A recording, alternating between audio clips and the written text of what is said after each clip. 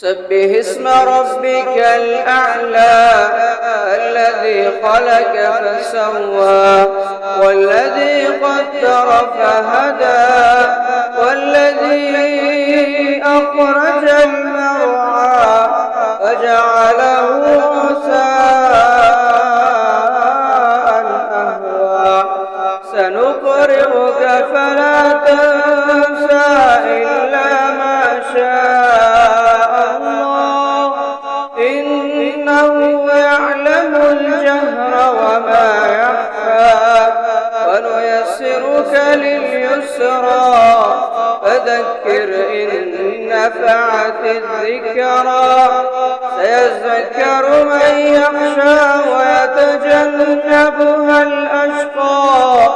الذي يصلى النار الكبرى ثم لا يموت فيها ولا يحيا قد أفلح من تزكى وذكر اسم ربه فصلى بل تؤثرون الحياة الدنيا والآخرة خير وأبقى إن هذا لفي الصحف الأولى صحف إبراهيم